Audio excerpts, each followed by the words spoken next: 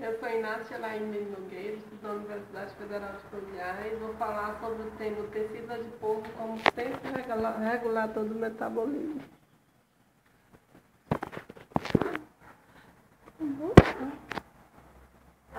O tecido adiposo.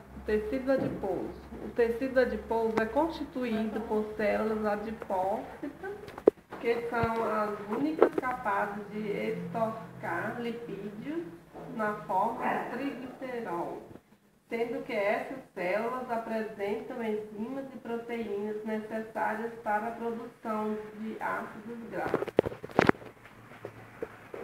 Os mamíferos apresentam dois tipos de células adipócitas, as brancas e as marrons. Brancas são grandes, possuem uma grande gota de lipídios na forma de triglicerol, fazendo com que o núcleo e o citoplasma ficam nas periferias, sendo que na sua origem elas possuem várias gotas de lipídios.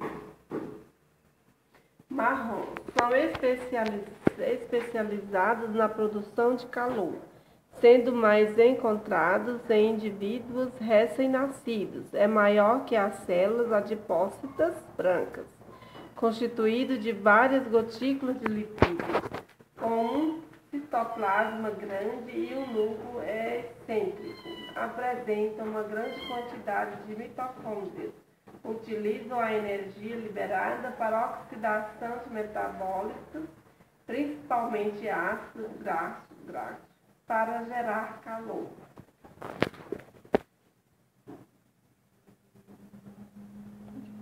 A gota de gordura é muito grande, fazendo com que tudo fique nas margens da célula.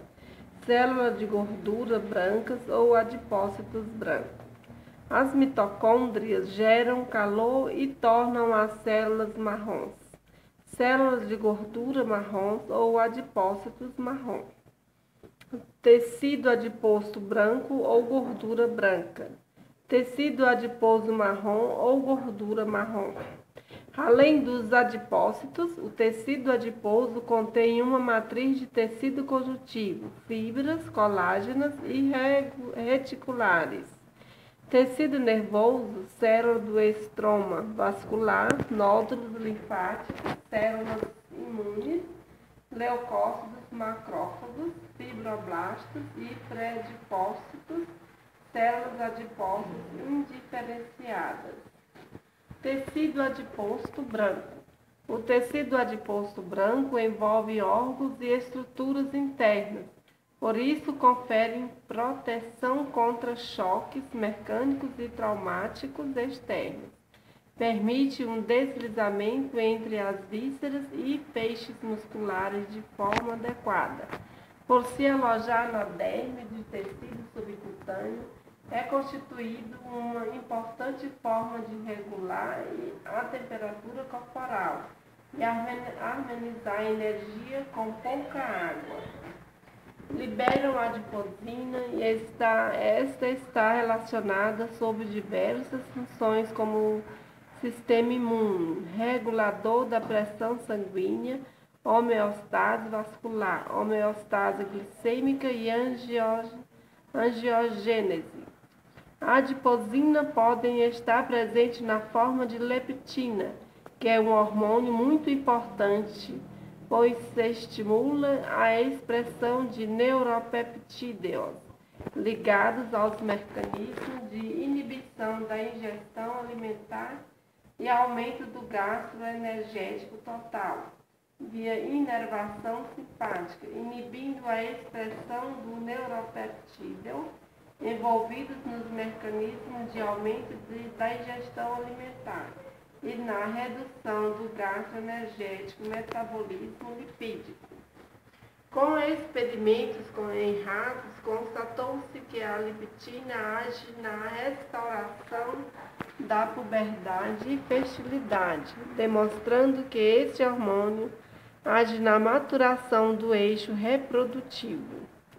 Esse hormônio atua da seguinte forma no sistema imune: aumento de citosina e macrófagos, aumento da adesão e mede a fagocitose.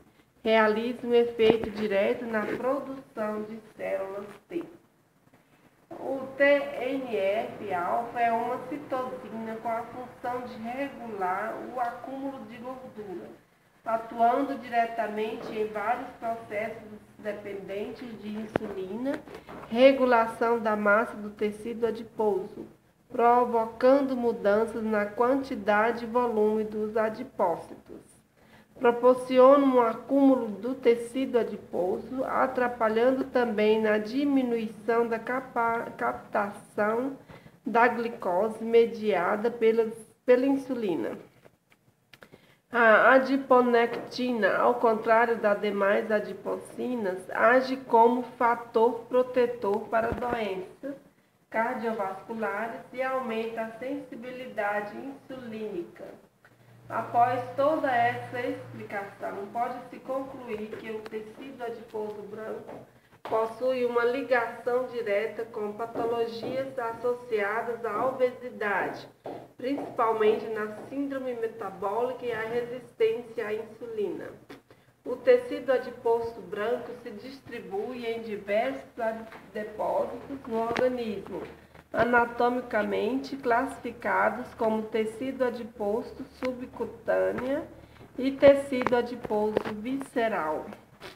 O tecido adiposo subcutâneo é principalmente representado pelos depósitos abaixo da pele nas regiões abdominais, gluteal e femoral.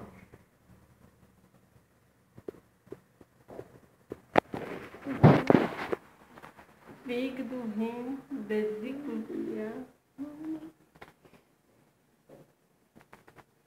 O tecido adiposo visceral refere-se ao tecido depositado próximo ao mesmo no interior das vísceras da cavidade abdominal, sendo bem exemplificado pelas gorduras mesentéricas, omental e retroperitoneal. Há um dimorfismo sexual na distribuição regional do tecido adiposo branco, com as mulheres usualmente tendo maior grau de adiposidade do que os homens. Metabolismo dos adipócitos. Este tecido sofre a atuação de uma imensa lista de outros hormônios que promovem efeitos diversos, não só sobre o seu metabolismo, como sobre a sua função endócrina e sobre a regulação da adipogênese. As principais ações metabólicas do tecido adiposo branco podem ser divididas em atividades lipogênicas e atividades lipolíticas. Atividades lipogênicas. Todos os processos metabólicos que resultam em biossíntese, incorporação e armazenamento do TAG na gotícula de gordura intracitoplasmática, ao passo que a atividade lipólica se refere às ações que resultam na hidrólise do TAG, armazenando e na liberação de ácidos graxos livres, AGL e glicerol. Atividades lipolíticas. Realiza lipólise dos TAG, liberando AGL e glicerol. Este processo é estimulado principalmente por catecolaminas e ocorre durante o jejum ou em condições de grande demanda de energia metabólica, como o exercício físico e certas situações de estresse nas quais há uma intensa solicitação simpática. Entre as manifestações de lipotoxicidade, citam-se a esteatose hepática e muscular, comuns em uma série de entidades patológicas. O adipócito está aparentemente imune a este processo. Adipogênese.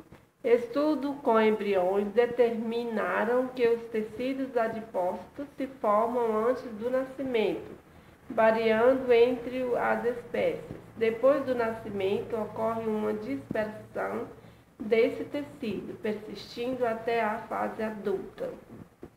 Mudanças no número de adipócitos ocorrem mediante um complexo arranjo de eventos que envolve proliferação e diferenciação de pré-adipócitos. A diferenciação do pré-adipócitos em adipócitos é um processo altamente controlado.